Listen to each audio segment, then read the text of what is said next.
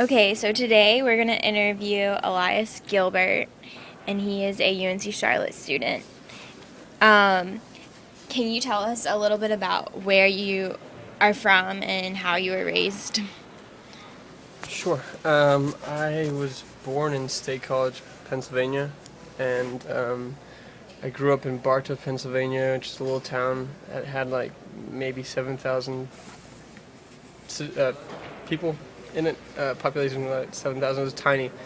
Um, Grew up in Pennsylvania. I went to school there till third grade. We moved when I was just turning 8 to Oak Island, North Carolina. Um, and we started building a house in uh, Bolivia, North Carolina, which is in between Wilmington and Myrtle Beach. I went to school at South Brunswick High School. I've lived my entire life up to that, through high school with my my parents, my mother and father. I have older brother and younger sister. We've always had crazy amount of animals in our house, which I guess is technically a factor in growing up. When I left home, we had 3 dogs, 9 cats, a crap ton of fish, green iguana, 2 cockatiels, an eel, 2 ferrets, um, turtle. I think that's it. Um, and then after high school, I guess that's really growing up.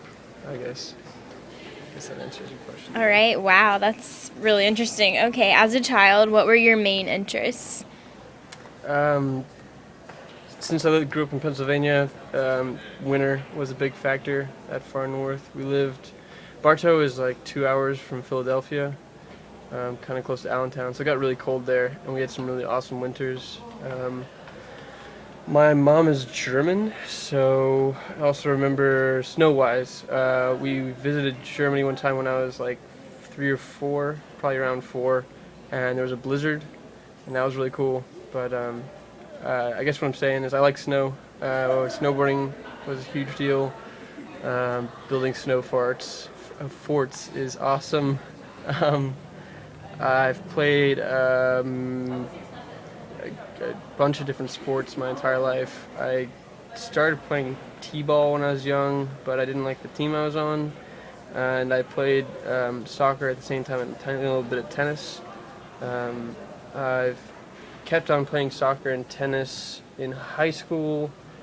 Well, in middle school, I wrestled, played soccer, tennis, ran cross country, and then I had some bone issues, and I had a full leg cast from my hip to my toe for a year, which stopped me from wrestling because it would have split my bone in half.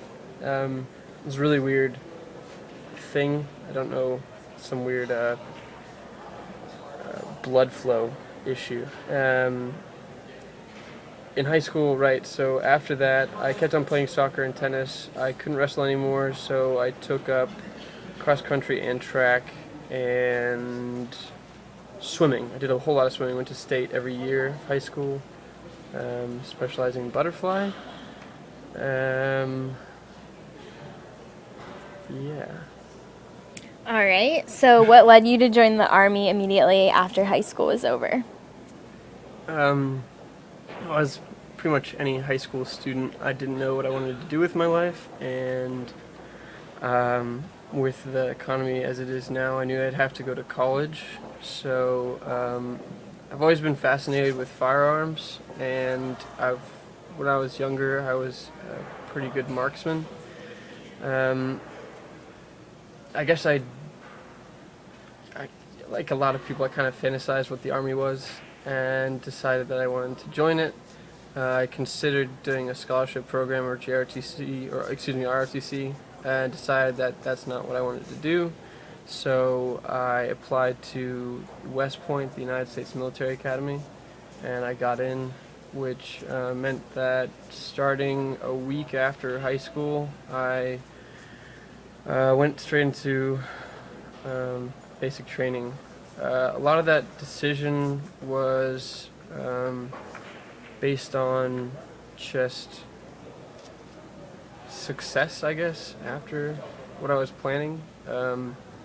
I knew I wanted to do something having to do with engineering because I wanted to build things, and I guess my dream was to design non-lethal weaponry. So it's probably nothing that actually gets funded, so it was kind of a silly dream. Um, but yeah, that was my reason for joining. All right, so I understand that you took college courses while you were in the Army. Is that correct? Right. That's what the academy is. It's basically an undergraduate program, completely funded by the Army, and you do kind of an advanced Army training program throughout your 4 years. Yeah. Okay, and so what was your position and why were you only in it for 2 years? That's a tricky question. Technically, as long as you're in the academy, your rank is cadet, but as you go through the training, um, you acquire different ranks as you would in the normal military. So I left as a sergeant, um, and the reason I left as a sergeant was because I could only go in for 2 years because I was um, formally discharged, honorably discharged, and formally from the university, or excuse me, the academy. According to the slip that they gave me when I left, the reason for being separated was academic failure, but I had never failed a class. Um, it's kind of a long story, but basically, uh, the tactical officer above me had problems with me. He told me to my face that I would never become an officer and I wouldn't serve any purpose in the military. So there was no reason for him to allow me to stay in it, and he failed me until I was kicked out. Well, that's definitely a different story. So, how did you manage school and then working as an EMT?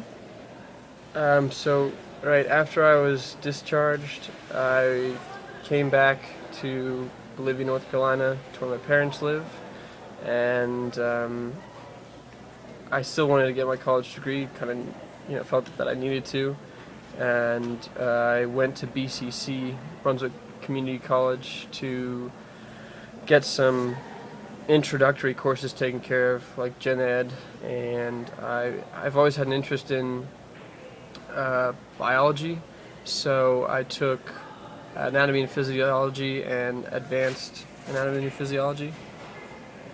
Um, I had no money because I'd put it all into going to school in New York at the military academy, and so I got a job with a local rescue squad, an EMS system. The reason I did that and how I was able to do that was because when I was in the Army, I did medic training, advanced medic training, and was able to take my certificate from that and transfer it to a civilian basic EMS license. Yeah. Was the question, how was I able to do that? Oh, right. So how I was able to keep that up, it's kind of difficult to go to school full time and work full time, and so I did a kind of crazy system where I would work from 6 p.m. to 6 a.m. and then drive straight to school. School started at 8 a.m. and then got out at 4 p.m. Just gave me 2 hours in between. So I'd usually have about an hour to sleep after I'd gotten changed and got myself logged in and the truck set up. And then in between calls, after I'd done my paperwork and refitted the truck and cleaned any mess or blood off my clothing or whatever, be ready to go again. All right. So, what do you think kept you driven and motivated and to keep going, so to speak, despite, lack of sleep and time? I enjoy learning. Um, what kept me motivated? Hoping that I would be able to use my degree to get a good job afterwards. And, I enjoy helping people. And EMS was really good in that there's always somebody that either doesn't know how to take care of themselves, can't take care of themselves, or needs you to help them out in that moment.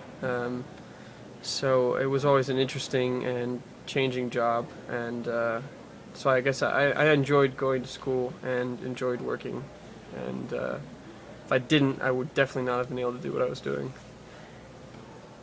All right, good answer. So, what made you come to UNCC and choose to be a double major in mechanical engineering and German and choose a minor in math?